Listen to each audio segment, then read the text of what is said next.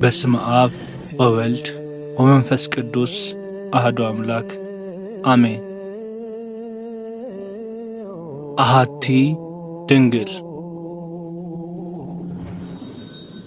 በአባ ገብረ ኪዳን ግርማ። አሐቲ ድንግል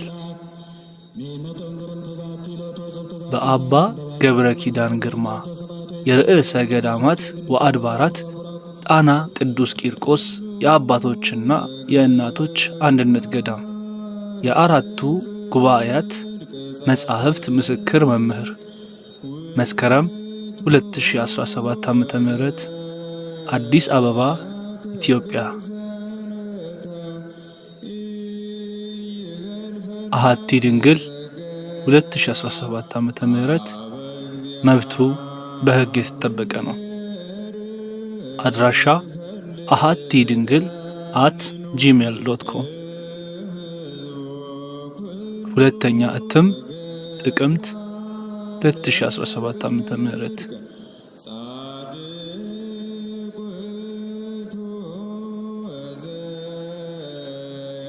ወኢይክል መኖሂ ነቢበ እበዮሙ ጎርጎርዮስ ነባቤ መለኮት። ሃይማኖተ አበው 8:4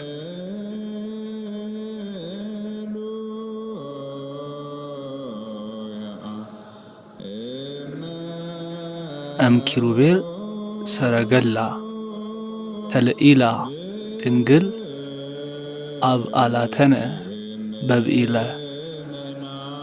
ቅዱስ ያሬድ መዋዕስዕት ዘእግዝእትነ ማርያም። መታሰቢያነቱ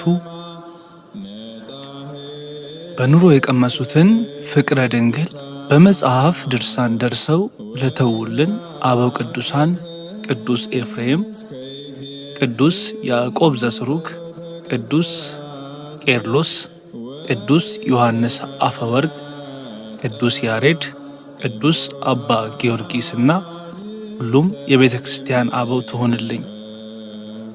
ሁለተኛ በፍቅሯ በጸኑና ቅዱስ ቄርሎስን መስለው በሲኖዶስ ለሚያከብሯት ሹመት ፍቅሯን ላላዘነጋቸው ርቱዓን ሊቃነ ጳጳሳት እመ አምላክ ወላዲተ አምላክ ብለው ለሚያስተምሩላት ሰላም ለኪ ብለው በውዳሴ ማርያም ዜማ ታጥቀው ለሚያመሰግኗት በፍቅሯ ስንቅ ለሚተረጉሙ ለቤተ ጉባኤ መምህራን ለልጇ የባህሪ አምላክነትና ቤዛነት ለእርሷ እማምላክነትን ምስክር ለሆኑ ሰባኪያን ዓለም ለጨለማው ዓለም ርኩሰት በምትዘፍንበት ሌሊት ግርማ ሌሊቱን ታግሰው ታጥቀው በሰዓታት ንኢ ሲሏት ለሚያድሩ ቀሳውስትና ዲያቆናት ትሁንልኝ።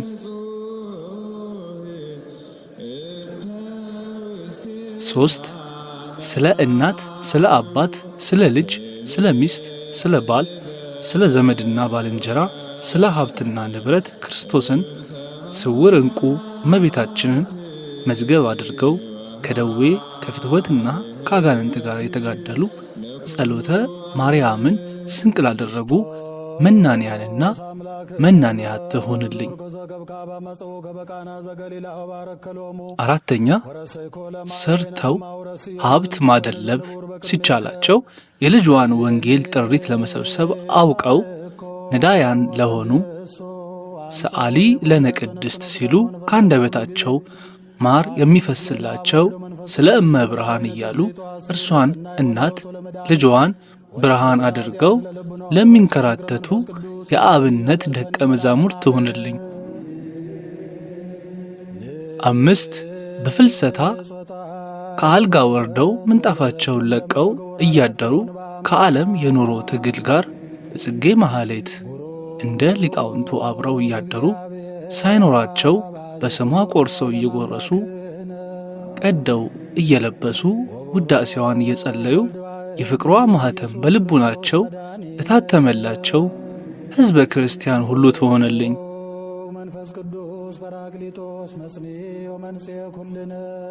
ምስጋና በተናቁ ነገሮች ሥራ ሰርቶ የሚደነቅ እግዚአብሔር ነው። በውሃ ላይ ምድርን አጸና፣ ሰውን ከምድር አፈር አበጀው። በበትር ባሕር ከፈለ፣ ግራር እንጨትን አክብሮ ታቦት አድርጎ ተገለጠበት። ውሃውን አክብሮ ጠጅ አደረገው። እንደዚሁም ሁሉ ባለ በዘመኔ የተራዳሁት ነገር ቢኖር እግዚአብሔር መልካም መሆኑንና ጠማማ አቅንቶ ቤት የሚሠራ እንደሆነ ነው። ወዶ ከመፍጠር ወዶ እስከ ማክበር የሚያደርስ የማይሰፈር የማይታጠፍ የባሕሪ ገንዘቡ የሆነ ቸርነቱን በትዕግሥቱ አውቀዋለሁ። እንግዲህ ጌታ መድኃኔ ዓለም መልአክ ሰላምታ ላቀረበላት እርሱ ለኖረባት እናቱ ይህችን የልጅነት መፍጨርጨሬን እንድጽፍ ስለፈቀደልኝ ፍቅሩን ከማድነቅ ጌትነቱን ከማመስገን በቀር ምን እላለሁ? እመቤታችን የንጽሕናቸው መዓዛ ከአርያም የሚጣፍጥ የቅድስናቸው አበባ በመላእክት የሚቀሰም ፍሬ ክብርን ከራስ ፀጉራቸው እስከ እግር ጥፍራቸው አፍርተው የተንዠረገጉ ወዳጆች ሊቃውንት ነበሯት፣ ዛሬም አሏት። እነርሱ የሚያመሰግኑትን የሚተረጉሙትን እንድማረው እንዳስተምረው እንድጽፈው በርኅራኄዋና በጸሎቷ ስላበቃችኝ ሳትጸየፍ ልጅ ማሳደግ የምታውቅ እውነተኛይቱ እናት እላታለሁ እንጂ ሌላ እናገር ዘንድ አይቻለኝም። እመቤታችን እናቴ እንደሆነች እንደማስብበት ሰዓት ያለ ልቤን የሚጠግነው ነገር የለም። ይሄ እናትነት ምን እንደሆነ ልብ ያለው ያውቀዋል። ስለሆነም በወዳጇ አንደበት እንዲህ እላለሁ። ስብሃተ ማርያም እግዝእትየ ይነግር አፉየ ወኩሉ ዘሥጋ ይባርክ ለስማ ቅዱስ ለእመ ንጉሥ ለዓለመ ዓለም። አንደበቴ የእመቤቴ የማርያምን ክብር ይናገራል። ሥጋን የለበሰ ሁሉ ንጹሕ ለሆነው ለንጉሥ እናት ስም ምስጋና ያቀርባል ለዘለዓለሙ አሜን።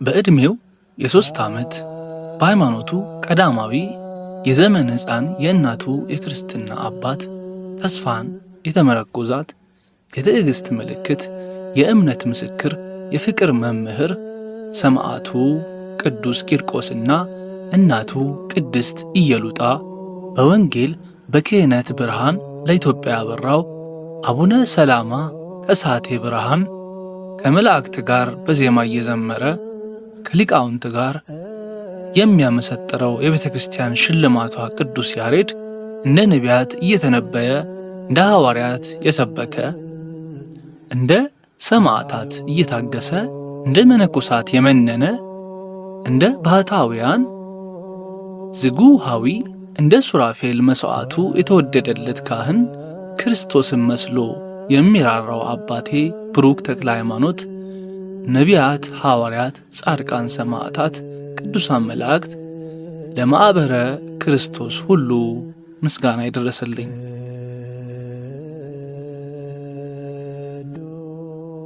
አበርክቶ እንደ ዕጣ ፈንታ ደረሱኝ የምላቸው መምህሮች አሉኝ። መጽሐፍተ ብሉያትንና ሐዲሳትን ያስተማሩኝ የደብረ ሃይማኖት መካነ ኢየሱስ የብሉያት የሐዲሳት የሊቃውንት ትርጓሜ መጽሐፍት ምስክር መምህር የኔታ ክቡር መጋቤ ብሉያት ወሐዲሳት ሐረገ ወይን ሐዲስ እኔን አንድ ጊዜ አስተምረው ጨረስኩ አላሉም። እኔን አሳድገው አልጨረሱም። ሁልጊዜ ስለ እኔ ምጥ ነው። ለጤናዬ ያስባሉ።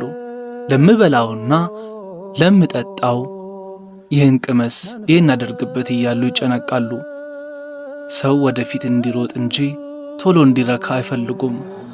ይህንን መጽሐፍ ስጽፍም በአካል ተገናኝተን በታብሌት ረቂቁን አቅርቤ የኔታ መጽሐፉን ጨርሼዋለሁና ለምዕመናን እንዲጠቅም ሰላም ለኪ ደግመው ይባርኩት አልኳቸው። ሰላም ለኪ ደግመው ባርከው ሲጨርሱ ይሄ መጀመሪያ ነው፣ ካንተ ብዙ ጠብቃለሁ አሉኝ።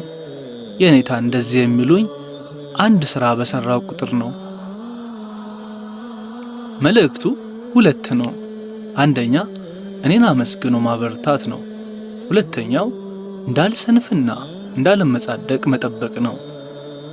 የኔታ ጌታ በወንጌል ለነፍሰ ጡሮች በዚያም ሰዓት ወልደው ለሚያሳድጉ ወዮላቸው ያለውን ደቀ መዛሙርትን በትምህርት ወልደው የሚያሳድጉ መምህራን መከራ ይጸናባቸዋል ብለው አስተምረውኛል። ይህን በእርሱ አይቼዋለሁ። የኔታ አሁን ከጉባኤ ቤት ላሉት የሚጨነቁት ይበቃ ነበር። አሁንም ለእኔ እንደ እናት የማሰብ ምጥ የሚጨነቁ የመምህርነት እናቴ ነዎትና የእርሶ የትምህርትና የፍቅር የመጨነቆ ፍሬ አንድ የልጅ ልጅ ይህችን መጽሐፍ አበርክቻለሁ። ክቡር የኔታ ሊቀ ሊቃውንት ዕዝራ ሐዲስ የመንበረ መንግሥት መድኃኔ ዓለም የአራቱ ጉባኤያት መጽሐፍት ምስክር መምህር፣ እርስዎ መጽሐፍትን በሚተረጉሙ ጊዜ እንደ ሙሴ ጠል ከአንደበቶ ከሚፈሰው ትርጓሜ በተጨማሪ የምፈልገው ሌላም ነገር ነበር።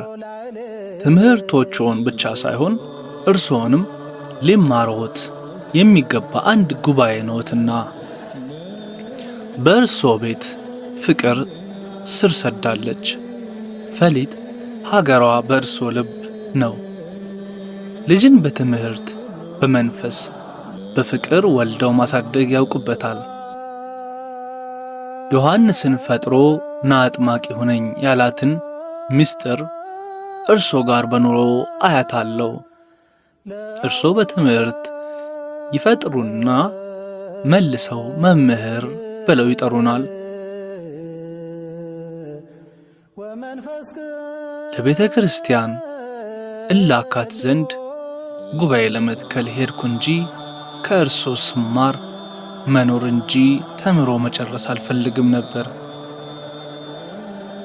የኔታን ይህንን መጽሐፍ ሳዘጋጅ 3 ጊዜ አማክሬያቸዋለሁ። መጽሐፉን ስጀምር ስለ እመቤታችን ልጽፍ ነውና ምን ብዬ ብጽፍ ይሻላል ብዬ ጠየቅኳቸው። እሳቸውም ከመላእክት የምትበልጥ እንደሆነች ጻፍ አሉኝ። ሁለተኛ የእርገቷን ምዕራፍ ከጌቴሴማኒ አረገች የሚሉትንና ከገነት አረገች የሚለውን ሐሳብ አማክሬያቸው በቂ መልስ ሰጥተውኛል። ሦስተኛ መጽሐፉን ስፈጽም የመጽሐፉን ርዕስ አሃቲ ድንግል ልበለው ብዬ ነበር። ያዕቆብ ዘስሩግ ደግሞ የቤተ ክርስቲያን አንደበት ይላታል፣ ይህንንም ጨምሬ እንዳልለው ይረዝማል አልኳቸው። እርሳቸውም ጸሎተ ማርያም ራሷ እኮ የቤተ ክርስቲያን አንደበት ናት፣ አይረዝሙም አሉኝና መጽሐፉ እንዲጠቅም ሰላም ለኪ ይድገሙልኝ ብዬ ደግመውልኝ ፈጸምን። እኔም ከመላእክት ከፍጥረት ሁሉ የምትበልጥ የሰው ዘርን ሕይወትን ወልዳ የጠቀመች አሃቲ ድንግል ብዬ ፈጽሜያለሁ። የኔታ እርሶ በትምህርት ወልደው በጉባኤ ቤት የወንጌል ሰርግ ድረውኝ ኩለውኝ እርሶ ስም ያወጡላትን የመጽሐፍ ልጅ ከክቡርነቶ ፊት አቅርቤያታለሁ። ጥፋት ቢኖርባት መምህሮቼ እየመከራችኋት እንደምታድግ እምነቴ ነው። ክቡር ሊቀ ሊቃውንት ስምዐ ኮነ መልአክ በባሕር ዳር ሀገረ ስብከት የአራቱ ጉባኤ ምስክር መምህር የዚህን መጽሐፍ ረቂቅ በአጭር ጊዜ ተመልክተው የጻፉትን ያህል ፈልፍለው አይተው ነው የሚረባ ሐሳብ የሰጡኝ። የፍቅርና የክብር ስስት የሌለባቸው መምህር ናቸው። ሊቅ በእውቀት አእምሮ በጥበብ ሕሊናው እየተራቀቀችለት ሲሄድ እኔነት ይጠፋለታል። ሐሳብ በሚሸጥበት በዚህ ዘመን የሐሳብ ለጋስ ከቶ እየጠፋ ነው። ሊቀ ሊቃውንት ስምዐ ኮነ ሳገኛቸው ይህንን ርዕስ አንተ ጻፈው፣ በዚህ ጉዳይ ብትጽፍ መልካም ነው ሲሉኝ እደነቃለሁ። ከቃላት ስደራ እስከ አረፍተ ነገር አሰናሰል፣ ከምስጢር ጥልቀት እስከ ርቱዕነት ገንዘባቸው የሆነላቸው ደራሲ እንደሆኑ እያወቁ እንዲህ ብለው ወንድም ያበረታሉና አምላክ መምህራን ክርስቶስ በለጋስነቱ ለአበው የሚያድላትን ዘመነ ሰላም ጨምሮ ሰጥቶ በወንበር ያቆየልኝ።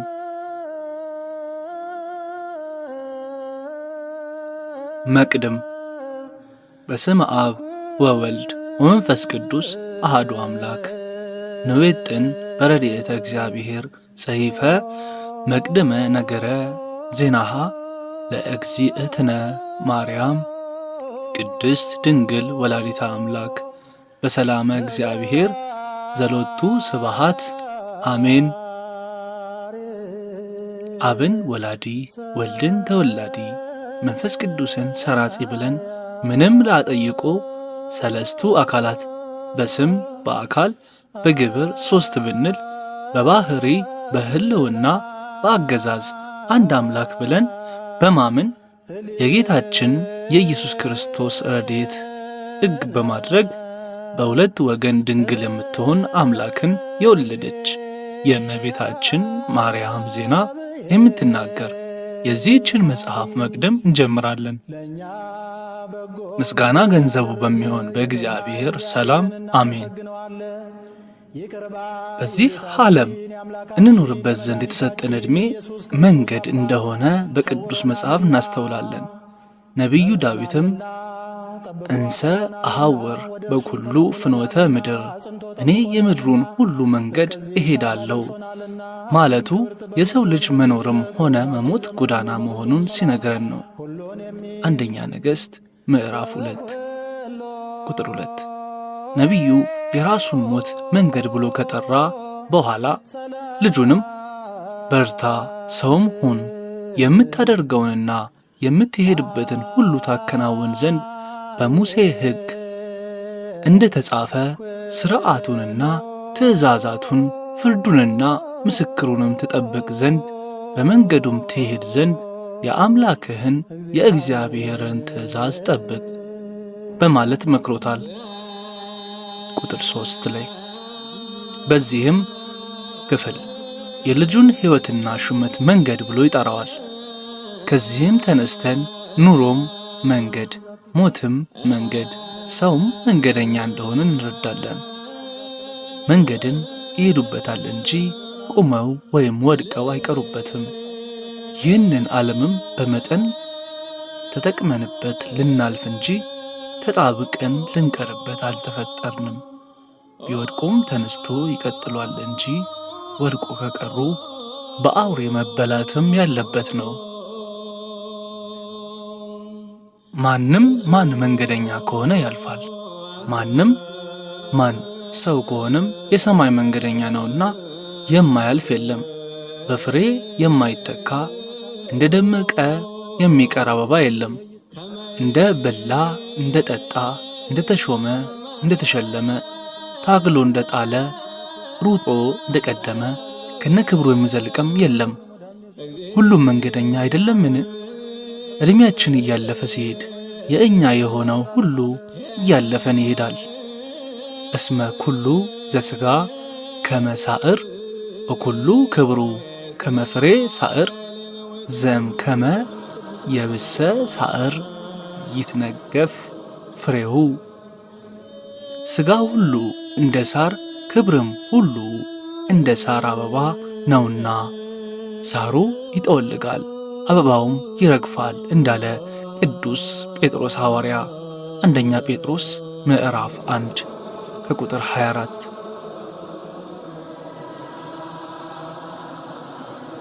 እንዳይከብደው ይዞትም እንዳይወድቅ መንገደኛ ሰው ጓዙ ጥቂት ነው። የሰማይ መንገደኞች ነንና የዚህ ዓለም ሸክምም መንገድ ላይ እንዳይጥለን በመጠን መኖር አለብን። ጌታ ሸክም የከበዳችሁ ወደ እኔ ኑ ብቻ ሳይሆን ሸክም አታብዙም ብሎናልና።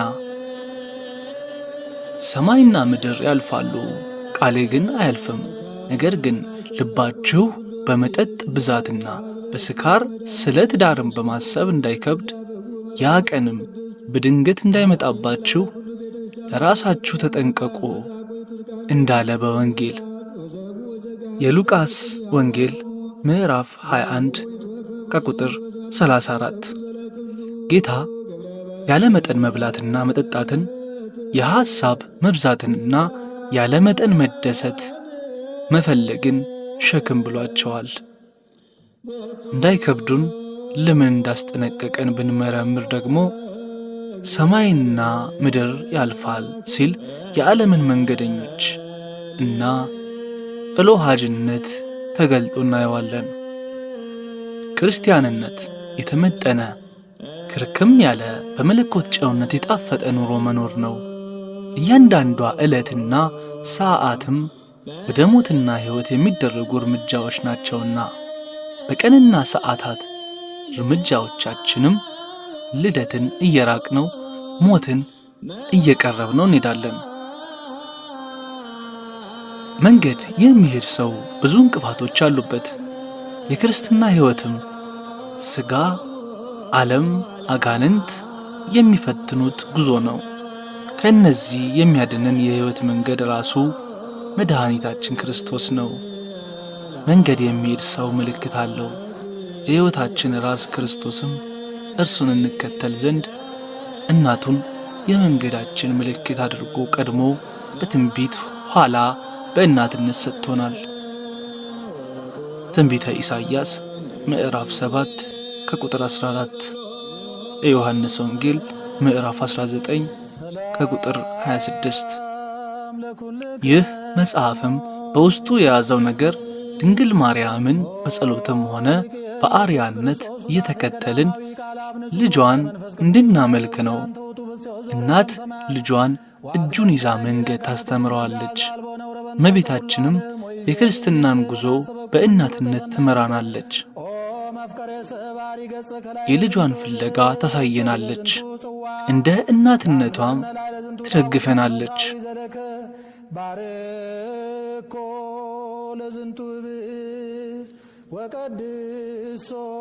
ጌታ መንገደኛ ሊያደርገው የሚገባ አንድ ታላቅ ነገርን እንዲህ ነግሮናል። ኩን ጠቢበ ለእደውከ ፍጡነ እንዘ ሃሎከ ምስሌሁ ውስተ ፍኖት ከመ ኢየመጡከ እደውከ ለመኮንን ወመኮንን ይመጡከ ለወአሊሁ ወወአሊሁኒ ይሞቅሃከ። አብረኸው በመንገድ ሳለ ከባላጋራህ ጋር ፈጥነ ተስማማ። ባላጋራ ለዳኛ እንዳይሰጥህ ዳኛም በሎሌው ወደ ወህኒም ትጣላለ። የማቴዎስ ወንጌል ምዕራፍ 5 ከቁጥር 25። ይህ አንቀጽ በቤተ ጉባኤ ብዙ ትርጓሜያት ያሉት ቢሆንም ያን እናቆየውና አንድ መተርጉም ደግሞ ጠላት ያለው ሕሊና ነው፣ ሕሊና ለሥጋ ፍቃድ ጠላቱ ነውና በመንገድ ሳለ ከባላጋራ ጋር ፈጥነ ተስማማ ማለት ደግሞ በሕይወት ስትኖር ከሕሊና ጋር ተስማማ ሲል ነው ይላል። የሥጋ ፍቃድ ለጊዜው ደስ ያሰኛል፣ የሕሊና ዳኝነት ግን ለስሜት ይጎረብጣል። ውሳኔውንም ሰው አይወደውምና ጠላት ብሎታል። ሕሊናውን ካልሰማ ግን ለዲያብሎስና ለሎሌው ለፍቃደ ሥጋ ተላልፎ ይሰጣል። ለዚህ ነው ሰይጣን እንዳንረጋጋ፣ እንዳንመሰጥ፣ ሰቂለ ሕሊና እንዳይኖረን የሚያደርገን። ተመስጦ ራስን ለመግዛት፣ የበሰለ ውሳኔ ለመወሰን፣ ዓላማን በጽናት ለመፈጸም ወደር የሌለው መሠረት ነውና። አቤቱ አንተ ክህነትን ሰጠ በምድር ላይ ኃጢአትን ይቅር ይሉ ዘንድ ያስሩ ዘንድ ሰይጣን ደግ ጋዳጋ ጠላት አይምሰለን።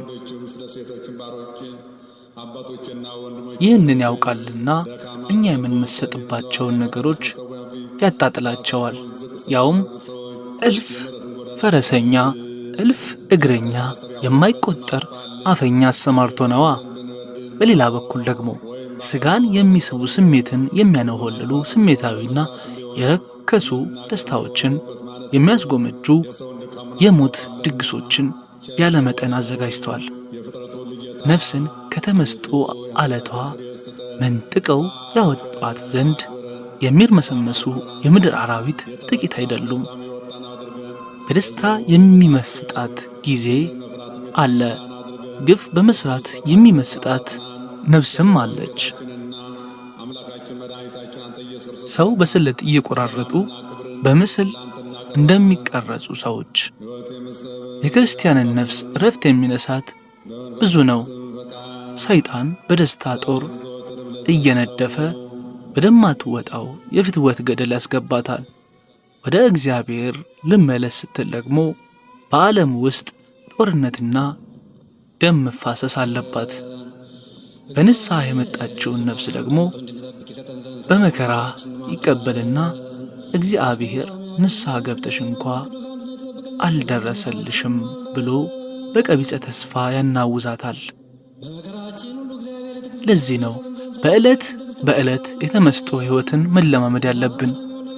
በደስታችን ወራት መንፈሳዊ ተመስጦችንና ልምምዶችን በተግባራዊ ክርስትና ከኖርን በእግዚአብሔር ቸርነት በመከራ ቀንም በፍርድ ቀንም የሰይጣን ከመሆን እንድናለን።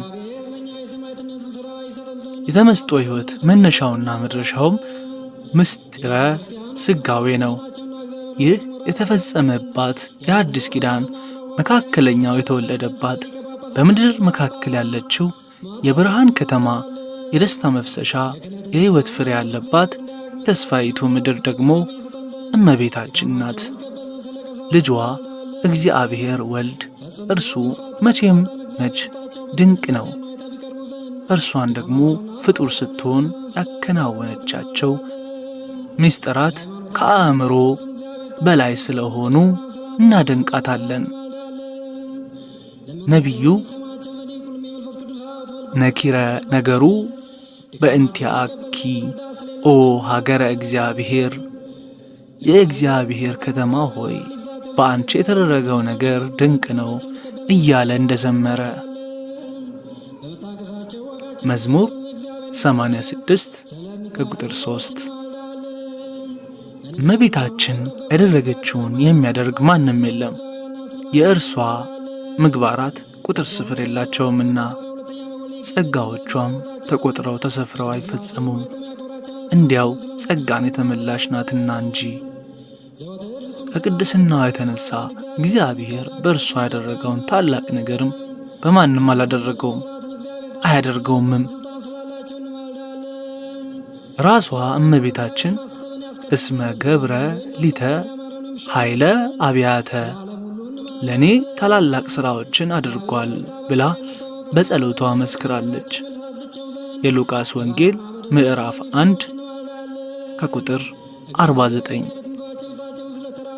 እንዲህም ስለሆነ እግዚአብሔር ወልድን ለእመቤታችን ባደረገው ቸርነቱ የእርሷ ልጅ እስከ መሆን ያደረሰውን ፍቅሩን ትሕትናውን እያየን እናመሰግነዋለን። እመቤታችንን ደግሞ ፍጡር ስትሆን የእግዚአብሔር እናት እስከ መሆን የደረሳትን ንጽሕናዋን፣ ታዛዥነቷን፣ ልዕልናዋን፣ እምነቷን፣ ሁለንተናዊ መልካማነቷን እያየን እናደንቃለን። ምስጢር ሁሉ የተዘገበባት ልባም ዕቃነቷን እያየን እንደመማለን። በዚህ የፍቅርና የተመስጦ መሰላል ወጥተን ደግሞ ከመሰላሏ ጫፍ ላይ ካለው ንጉሥ እንደርሳለን። በእመቤታችን መመሰጥና መደነቅ በክርስቶስ የመደነቅ መጀመሪያ መጨረሻውም እርሱ ነውና የዚህ ሁሉ የማዕዘን ራስም እርሱ ነው። በእመቤታችን መደነቅ ለሰው ልጆች በተፈጸመ ድኅነት መደነቅ ነው። መድኃኒት ከእርሷ ተወልዷልና። በጭንቅ የወለደችው ሔዋን የሕማማችን እናት ሆና ነበር። በብስራት የወለደችው ድንግል ደግሞ የመድኃኒታችን እናት ሆነች። ዓለምን ሁሉ ከሁሉም አይነት ደዌ የፈወሰ ፍሬ የተገኘባት ዛፍ ብትኖር ያችን ማየት የማይሻ ስለ እርሷ ሰምቶ የሚጠግብ ጆሮስ አለን? እመቤታችንም በእርሷ ምስጋና መመሰጥ፣ በስዕብናዋ መደነቅ፣ እግዚአብሔር በእርሷ ለሰው ባደረገው ድኅነት መደነቅ ስለሆነ ነው ቤተ ክርስቲያን የምታደንቃት። ሊቃውንቱም እንዲህ እያሉ ሲደነቁባት ኖረዋል። ኦ ለዝንቱ መንከር ልዑል ላዕለ ኩሉ ህሊና ብእሲት ምድራዊት ወለደቶ ለእግዚአብሔር ቃል ዘኮነ ሰብእ ድንግል ወለደቶ ለገባሪሃ ወለሊሁ ፈጠረ ወላዲቶ። ከህሊና ሁሉ በላይ ለራቀ ድንቅ ለሚሆን ለዚህ ነገር አንክሮ ይገባል። ድንቅ ሥራ ምንድነው ትለኝ እንደሆነ ምድራዊት ሴት እመቤታችን ሰው የሆነ እግዚአብሔር ቃልን ወለደችው፣ ድንግል ፈጣሪዋን ወለደችው። እርሱም እናቱን በጥንት ተፈጥሮ በሐዲስ ተፈጥሮ ጠብቆ ፈጠረ። አፈ በረከት ቅዱስ ኤፍሬም ሃይማኖተ አበው 47 ከቁጥር 2።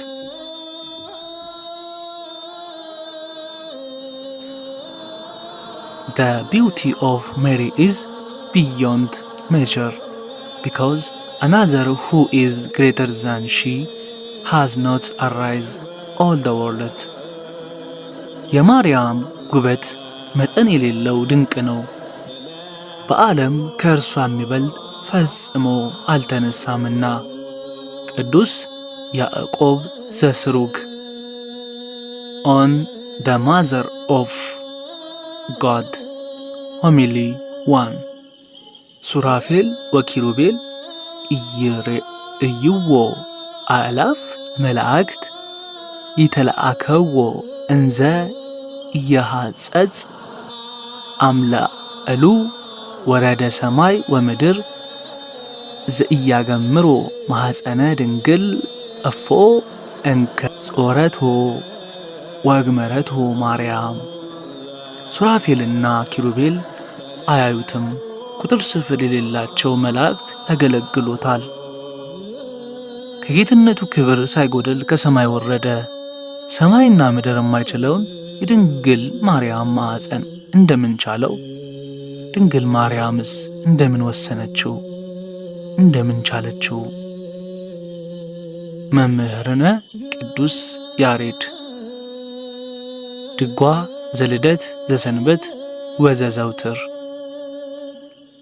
መኑ ሰምዓ ዘከመዝ ዜና ዘበበስራተ ጸኒሰ ወዘበድንግልና ወሊደ ዘበሃሊብ ሕጽነተ ዘበበህግ ልህቀተ ዘብሉየ መዋዕል ዘይተሰምዓ ተሰምዓ እጹብ ዜና በቤተልሔም ኮነ ዘይተረአያ ተረአየ እጹብ ዘበኤፍራታ ተገብረ ዘይተከስተ ተከስተ ህብኡ ምስጢር ዘበምድረ ገሊላ ተስራአ ልደተ ሐዲስ ገብርኤል ርእሱ ወለደ እግዚአብሔር እሳት ተጸውረ በማኅፀነ ብእሲት መብረቀ ስብሃት ተገምረ በማኅፀነ ወለተ ድንግል እምድኅረ ተወልደ እምኔሃ ህቱመ ተረክበ ድንግልናሃ።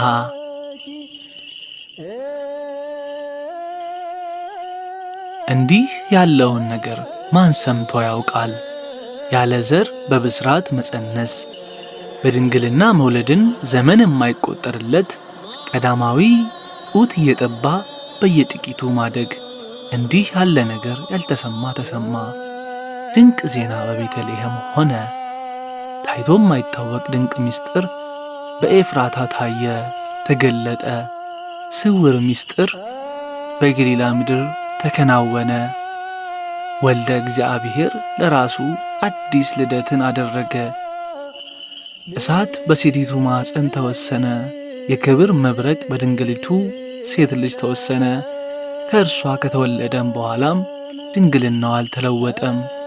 መፍቅሬ ድንግል አባ ጊዮርጊስ። አርጋኖን ዘቀዳሚት። እኔም እንደ አበው ይህን ለመፈጸም የሚያስችል ዕውቀትም ሆነ ብቃት የሌለኝ ብሆንም የእነርሱን ትምህርት ቤተ ክርስቲያን ያስተማረችኝን ለምዕመናን አካፍል ዘንድ 3 መሠረታዊ ምክንያቶች አነሳስተውኛል። 1.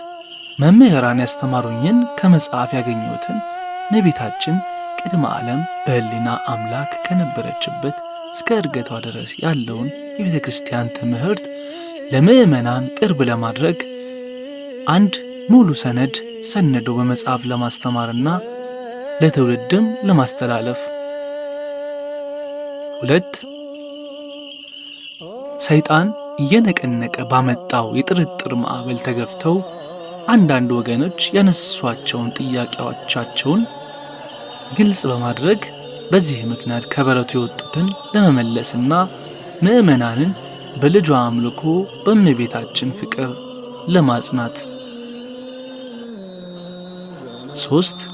ስለ እመቤታችን ሕይወትና ለእኛ ስለተሰጠችበት ዋጋ በመጠኑም ቢሆን ከተገለጠና ከተረዳን በኋላ ዓላማ ያለው የነገረ ማርያም ልምምድን ማስተማር።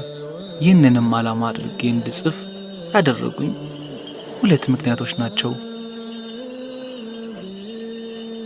የመጀመሪያው ቅዱሳን ሊቃውንት ስለ እርሷ የደረሷቸውን ስማርና ስመለከት በሕይወት የሚወዷትን አበውም ሳይ ያንን እኛም እንድንለማመድ ማካፈል ይሻላል በሚል ነው። ሁለተኛው ምክንያት ብዙ ምዕመናን ለምክር ሳገኛቸው እመቤታችንን እንዴት መውደድ እንችላለን? የእመቤታችን ፍቅር እንዲበዛልኝ ምን ላድርግ? እያሉ ይጠይቁኝ ስለነበር ይህንን እኔም አብሬ የምለማመደው ቢሆንም በመጽሐፍ ያለውን የእመቤታችን ፍቅር በማሳየት እርሷ በጸሎቷ ለምናው ልጇ በቸርነቱ እንደ ዮሐንስ ፍቅሯን እንዲያበዛልን ነው። የእመቤታችን ፍቅር እንደ ዮሴፍ ጻድቅ እንደ ዮሐንስ ንጹሕ ሆነው ከልጇ እጅ የሚታደሉ ጸጋ ነውና። ቅዱስ ዮሐንስ አፈወርቅ ስለ መንግሥተ ሰማያት ውበት በየድርሰቱ ያመሰጥርና ሲጨርስ ኪያሃ ይክፍለነ በሕሩቱ እርሷን በቸርነቱ ያድለን ይላል። እመቤታችንም 2 ደጋጎችና ሌሎችም ርስት ጥለው ክርስቶስን ተከትለው ከጌታ የታደሏት አንዷ ርስተ መንግሥተ ሰማያት ናትና ልጆቿ ለመሆን ባንበቃም በንስሐ ኪያሃ ይክፈለነ በሕሩቱ በቸርነቱ የእናቱን ፍቅር ያድለን። አሜን። አምላከ ሰላም ክርስቶስ ልቡናችንን በሰላም ይጠብቅ፣ የፍቅር ንባብ ያደርግልን። አሜን። አባ ገብረ ኪዳን ግርማ። መግቢያ። ይህን መጽሐፍ አሐቲ ድንግል የሚል ርዕስ ሰጥቼዋለሁ። ነገሩም ያለ ምክንያት አይደለም። ስለ እመቤታችን መጽሐፍ ላዘጋጅ እያሰብኩ እያለ ሕማማትን ለማሳለፍ መጽሐፍተ ብሉያትንና መጽሐፍተ ሐዲሳትን ወደ ተማርኩበት ነፍሴ ወደ ዕረፍቷ ወደምትመለስበት ወደምወደው ደብረ ሃይማኖት መካነ ኢየሱስ እሄዳለሁ። ሕማማቱን ሰንብተን የስቅለት ዕለት በዓሉ ተፈጽሞ ንሴብሖ ተብሎ ሕዝቡ ስርየት ተቀብሎ ተሰናበተ። እኔ በበኩሌ ቤተ ክርስቲያን ቅዳሴም ይሁን ኪዳን እንዳበቃ ቤተ ክርስቲያን ውስጥ ካሉ መጻሕፍት ያገኘሁትን አንዱን ትንሽ ተመልክቼ ስወጣ ደስ ይለኛል። በዚያው ልማዴ መጽሐፍ ልመለከት ስፈልግ ከቅኔ ማህሌቱ አንድ የተደጎሰ መጽሐፍ አየው። አንስቼ ስገልጠው ወሃለወት አሐቲ ድንግል ዘጽሕፈት በውስተ ወንጌል፣ በወንጌል የተጻፈች አንዲት ድንግል አለች የሚል አንቀጽ ላይ ዓይኔ ያረፈ። መጽሐፉ ሊቃውንቱ አብይ ጾምን ሙሉ ቀን ሲያንቆረቆሩት የከረሙት የቅዱስ ያሬድ ጾመ ድጓ ነው። ከዚያ ይህቺን አንቀጽ እያሰላሰልኩ ሰነበትኩ። የስቅለት ዕለትም እኮ ከመስቀል ስር ቆማ ለእናትነት የተሰጠችን አንዲት ድንግል እናት፣ ዘመንን ከዘመን ፍጥሩን ከፈጣሪ ነፍስና ሥጋን ሰውና መላእክትን ያገናኘች አንዲት ድንግል እኮ ማርያም ናት። እንግዲያውስ ስለ እመቤታችን መጽሐፍ የማዘጋጀው በዚህ ርዕስ ነው ብዬ አሰብኩ። ስለሆነም ከታሪኩ ጋር መጽሐፉም በዚህ ርዕስ የተሰየመበት፣ አንድ ከቤተ ክርስቲያን ያገኘሁት ርዕስ በመሆኑ፣ ሁለት የሊቁ የቅዱስ ያሬድ ቃል ስለሆነ፣ ሶስት እመቤታችንን በሁሉም ረገድ የሚመስላት የሌለች አንዲት ድንግል መሆኗን ስለሚገልጽ፣ አራት እኔም የምጽፈው ስለ አንዲቱ ድንግል ስለ እመቤታችን ስለሆነ፣ አምስት ለሁሉም ምዕራፎች እንደ አዝማች የሚያገለግል ስለሆነ፣ ለምሳሌ ምዕራፍ 1 እመቤታችን ቅድመ ዓለም ስለ መታሰቧ ይናገራል። ይህንን ምዕራፍ የሚያነብ ሰው የመጽሐፉን ርዕስ እንደ አዝማች ሲያመጣው ቅድመ ዓለም የታሰበች አንዲት ድንግል የሚል ሐሳብ ያገኛል። በአጠቃላይ እመቤታችን ከእግዚአብሔር በታች ከፍጥረት ሁሉ በላይ የምትለይባቸውን ጉዳዮች የሚያትቱ ሁሉንም ምዕራፎች የሚያዘምት ስለሆነ ርዕሱ በእግዚአብሔር ቸርነት በእርሷ ጸሎት አምኜ ይሄ እንዲሆን መርጫለሁ።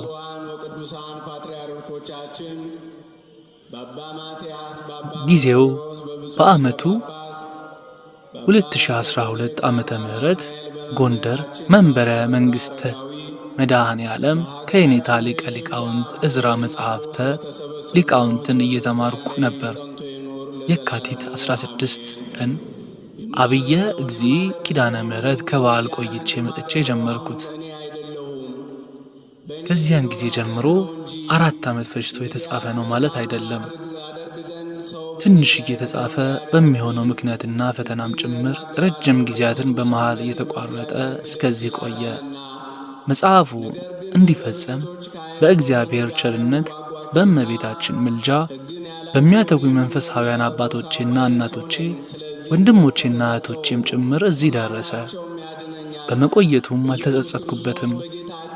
የሚያዝያ ወር ተፈጽሞ በግንቦት ቅድስት ሀገር ኢየሩሳሌም የመሳለም ዕድል ስላገኘው ይዤው ከመቃብሯና ከልጇ መቃብር ስለሄድኩ ቆማ ካለቀሰችበት ቀራንዮ ይዤው ስለቆምኩ ከጉድለት የተነሳ እርሷን የሚገልጽ ትልቅ ሥራ ባልሰራም እንደ ልጅ የጫርኩትን ነገር የባረከችልኝ መስሎኝ ደስ ብሎኛል። እንደሆነም አምናለሁ። በተሳለምኳቸው ቅዱስ መካናት ሁሉ ፖርሳይን ይዤ የምዞረው አንዱ ለዚህ ነበር። መጽሐፉ 3 የትኩረት አቅጣጫዎችና 12 ምዕራፎች አሉት። ከምዕራፍ 1 እስከ 9 ከህሊና አምላክ እስከ ዕርገቷ ያለውን የእመቤታችንን ሕይወትና ምስጢራት የያዘ ነው። ምዕራፍ 1 እመቤታችን ቅድመ ዓለም በህሊና አምላክ የታሰበችበትን ምንና እንዴት የያዘ ነው። ምዕራፍ 2 እመቤታችን በፍጥረታት መፈጠር ወቅት የታየችበትን ምሳሌና የዚህንም በቁኤት ያትታል። ምዕራፍ 3 ኪዳነ ምሕረት የተባለችበትን ምስጢር ከኪዳነ አበው ጀምሮ እስከ ኪዳነ ሐዲስ የሚተነትንበት ሰፊ ክፍል ነው። ምዕራፍ 4 ማዕረረ ትንቢት የትንቢት መከር የሚል ሲሆን እመቤታችን በትንቢተ ነቢያት ለምንና እንዴት እንደተሰበከችና የነቢያት ትንቢታቸው አዝመራ እንዴት በእርሷ እንዳፈራ ይገልጻል። ምዕራፍ 5 የመጽሐፉ ርዕስ አሐቲ ድንግል የሚለው ሲሆን ይህም ከመላእክት የሚበልጥ ድንግልናዋ የእናት አባቷን ታሪክና ጽንሰቷን የልደቷንም አስደናቂ ምስጢራት የስሟን ትርጓሜ በቤተ መቅደስ መኖሯን ለዮሴፍ የጣቸችበትን ምስጢር ብስራተ ቅዱስ ገብርኤልን በአይሁድ የደረሰባትን ፈተና የተገለጠውን ተአምራት ብስራተ መልአክንና ወደ ኤልሳቤጥ ያደረገችውን በዚያም የተከናወኑ ምስጢራትን የሚያመሰጥረው የአባ ይስሐቅን ብስራት ጭምር ያካትታል።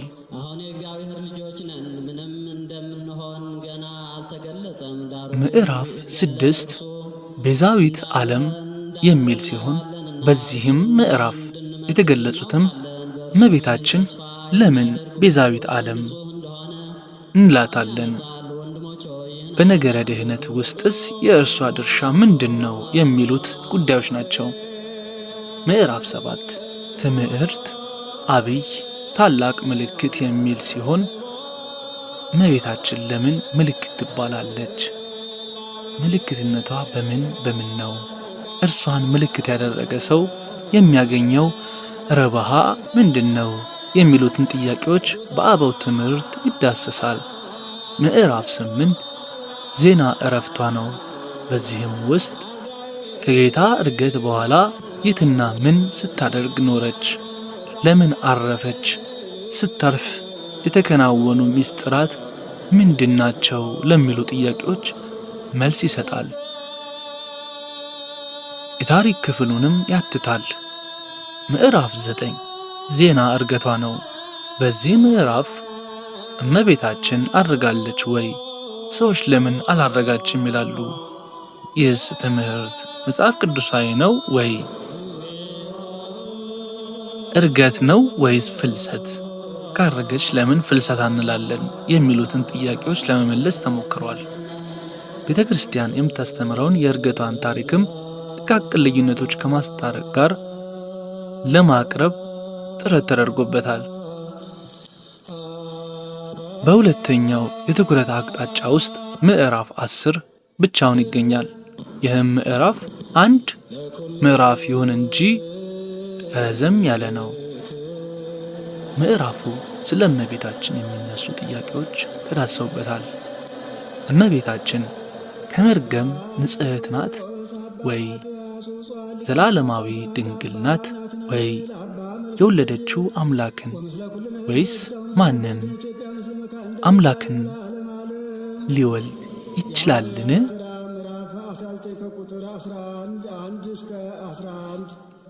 ዘላለማዊ ድንግል ከሆነች የበኩር ልጇን እስክትወልድ አላወቃትም ማለት ምንድን ነው?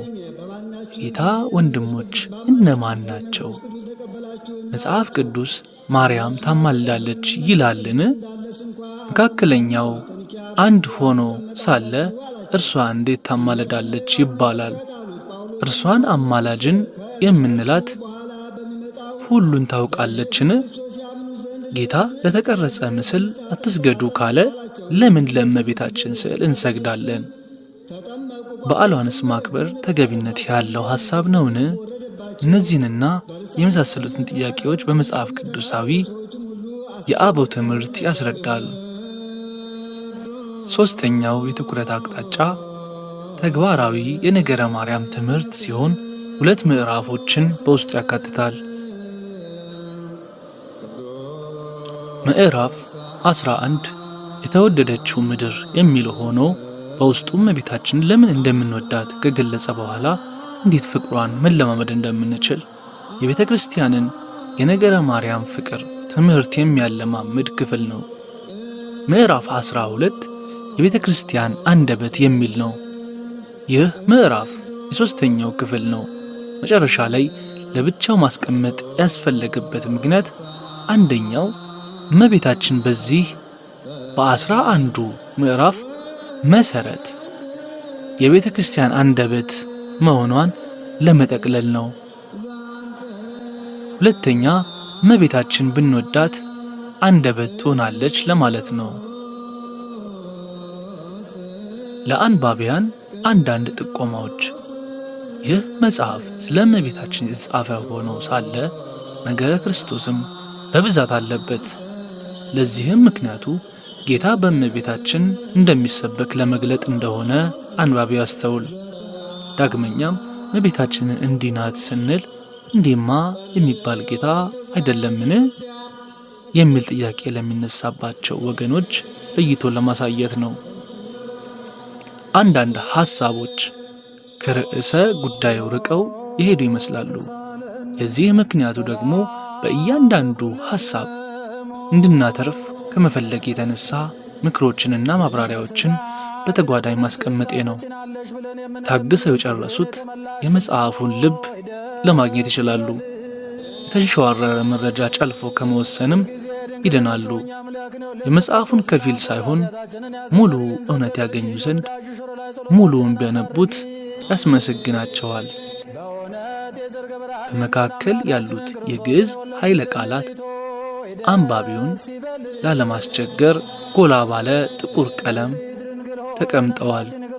ግዕዙን ቢያነቡት የቤተ ክርስቲያን የአገልግሎት ቋንቋ በሆኑ ግዕዝ ለማወቅ ትርፍ ዱቄት ይሆናቸዋል። የሚችሉትን አማርኛ ያለመቆራረጥ ቶሎ አንብቦ መረዳት ለሚፈልጉ ደግሞ ግዕዙ ጎልቶ ስለተጻፈ እያለፉ ከጭረቱ በኋላ ያለውን አማርኛ ፍቹን ማንበብ ይችላሉ። የዚህ መጽሐፍ መልካም ትምህርት ሁሉ የቅድስት ቤተ ክርስቲያን ነው። በፊደልም ሆነ በሚስጥር የሳትኩት ካለ ደግሞ የእኔ ብቻ ነው እንጂ ነውር የሌለባት የክርስቶስ ሙሽራ የቤተ ክርስቲያን አይደለም። ቢኖርብኝ ደግሞ አቤት ወዴት ብዬ በእናቴ ለመታረምም ዝግጁ ነኝ። አንብበን የእመቤታችን ፍቅር እንድናተርፍ በማይታጠፈው ጸሎትና ልመናዋ የልጇ ቸርነት ይርዳን። ለእመ ኮነ ጽሩዓ ንባበ አፎየ ዝንቱ በጽዋ ኪሩብ ደይዮ ወሱጢዮ ሎቱ። ነገር ግን ወንድሞች ሆይ ሁላችሁ አንድ ንግግር እንድትናገሩ በአንድ ልብና በአንድ አሳብም የተባበራችሁ እንድትሆኑ እንጂ መለያየት በመካከላችሁ እንዳይሆን በጌታችን በኢየሱስ ክርስቶስ ስም እለምናችኋለሁ። አንደኛ ቆሮንቶስ ምዕራፍ 1 ከቁጥር 10።